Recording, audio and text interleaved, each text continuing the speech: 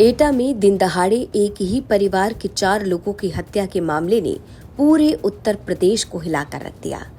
जब कोतवाली नगर क्षेत्र के नगला प्रेमी मोहल्ले में एक साथ चार लाशें निकली। इस हत्याकांड के बाद सवाल उठा कि घर में घुसकर दोपहर के समय में दिन दहाड़े इतने बड़े कांड को अंजाम कैसे दिया गया? आखिर इस खूनी खेल का मास्टरमाइंड कौन है? 19 जनवरी को इस हत्याकांड को अंजाम दिया गया और 20 जनवरी को पुलिस ने चौंकाने वाला खुलासा किया। पुलिस ने इसी घर के बेटे कमल शाक्य को गिरफ्तार किया और बड़ा खुलासा करते हुए सारी परतें खोल डाली।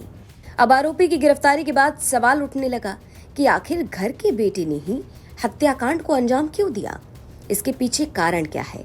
असली वजह क्या है?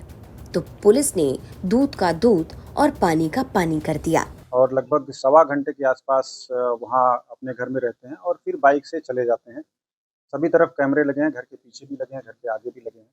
और उनके जाने के लगभग 20 मिनट बाद उनका छोटा बेटा आता है, जो घर के अंदर जाता है तो उसको डेड बॉडी इस तरह से दिखती है और बाहर आकर के वो सूचना देता है जो पड़ोसी के लोग हैं। फिर पुलिस को ये सूचना मिलती है। तो इसमें सारी चीज़ों की एनालिसिस की गई, देखा गया, सीडीआर से लेके सब कुछ देखा गया। आसपास भी लोगों से गोपनीय तरीके से भी जानकारी इकट्ठा की गई। तो इसमें घटना जब हुई है उस दौरान केवल जो सस्पेक्ट है हमारा, जो कोमल है, उनके लड़के वही मौजूद हैं। सीडीआर के माध्यम से भी उनकी बेटी ने भी ये पुष्टि की कि जब 1 बजे के आसपास फ़ोन किया गया था तो घर से पता चला था कि फादर उपस्थित हैं। और उनके जाने के बाद जो हमारे सस्पेक्ट थे, जो अब आरोपी हैं, उनके जाने के बाद और लड़के के आने के बीच में केवल 20 मिनट का अंतर है। और 20 मिनट में कोई दूसरा आदमी आकर के कर जाए, ये संभव नहीं है। ना ही कोई फुटेज और ना ही कोई एविडेंस ऐसे मिले हैं। तो इससे साबित हुआ कि घटना इनके द्वारा की गई है। जब इनसे पूछताछ हुई तो इन्होंने भी इस बात को स्वीकारा। टैक्टिक्स अपना के काफ़ी पूछताछ की गई। इनके कपड़े का फोरेंसिक एग्जामिनेशन कराया गया, जिसमें इनके कपड़े पे और जूते पे ब्लड स्टेन मिले। जो इसके पीछे मोटिव आया, इनकी एक बेटी की शादी तय हुई थी, जिसके पैसे के इंतज़ाम करने थे इनको। और इनके द्वारा ये बताया गया कि कुछ पैसों के इंतज़ाम कर भी लिए थे इनके द्वारा, लेकिन वो 2-3 दिन डिले हुआ। और जब ये खाना खाने गए तो इनकी पत्नी द्वारा फिर से पूछताछ की गई कि पैसे आपने दिए कि नहीं दिए, खाते में डाले कि नहीं डाले। तो इस चीज़ को लेकर के कि अभी नहीं डाल पाए, हम नंबर माँग रहे हैं, ऐसा करके हॉट टॉक हुआ। और इनका कहना है कि इनकी पत्नी के द्वारा कुछ इनको कड़े शब्द यूज़ किए गए, अभद्र चीज़ें ऐसी यूज़ की गई, जिससे ये आवेशित हो गए। एक तरह का इन्होंने बताया कि ये सडन प्रोवोकेशन के में आ गए और इन्होंने वहाँ गाली-गलौज की, उसके गले को पकड़ के खींच लिया। उस समय इनकी बेटी भी दूसरे कमरे में मौजूद थी, वो भी आई। लड़ाई झगड़े की स्थिति उत्पन्न हो गई, दोनों को इन्होंने गिरा दिया था। फिर ये छत पे आराम से चले गए टहलते हुए और ईंट लेकर के आए और एकाएक इन्होंने 2-2 3-3 ईंट मार दी। फिर इनकी जो मदर थी वो चिल्लाती हुई आई, शोर करने लगी, तो इन्होंने मदर के सिर पे भी एक वार कर दिया। हालाँकि उनकी डेथ नहीं हुई थी, वो नीचे गिर गई। फिर ये बाद में जो इनके फादर थे, इनको लगा कि कहीं घटना पता ना चल जाए, साक्ष्यों को छुपाने और किसी को जानकारी ना हो, इस क्रम में इनके फादर जो कैंसर पेशेंट थे, वो लेटे हुए थे, उनके भी सिर पे एक वार पाया गया, जिससे उनकी भी डेथ हुई है। और फिर ये घर से निकल गए। उसके 20 मिनट बाद, जैसा मैंने पहले बताया, इनका बेटा आया, उसने इस घटना की सूचना दी। पुलिस की माने तो पूछताछ के दौरान आरोपी ने सब कुछ कबूल किया।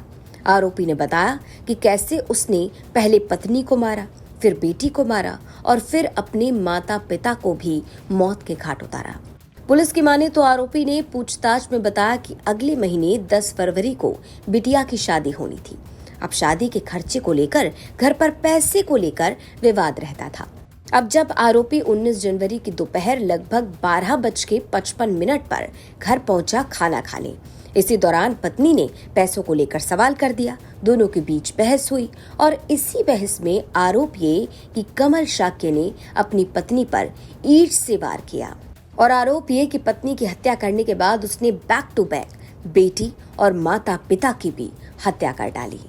आपको बता दें कि 19 जनवरी का एक सीसीटीवी फुटेज भी सामने आया है, जिसमें आरोपी पहले बाइक से घर पर आता दिखाई देता है और फिर कुछ वक्त बाद, लगभग 1 से सवा घंटे के बाद, वो तेजी से बाइक निकालता है और फरार हो जाता है।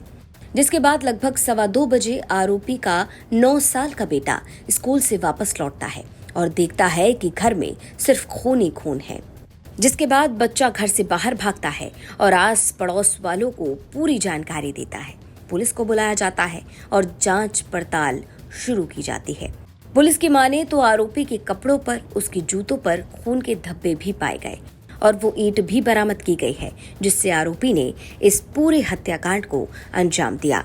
इस घटना के बाद बड़े सवाल खड़े हो गए। चर्चा तेज हुई कि आखिर कैसे एक इंसान ने अपनी पत्नी, अपनी बच्ची और अपनी माता पिता को भी नहीं छोड़ा। एटा से देवेश पाल सिंह की रिपोर्ट, यूपी तक।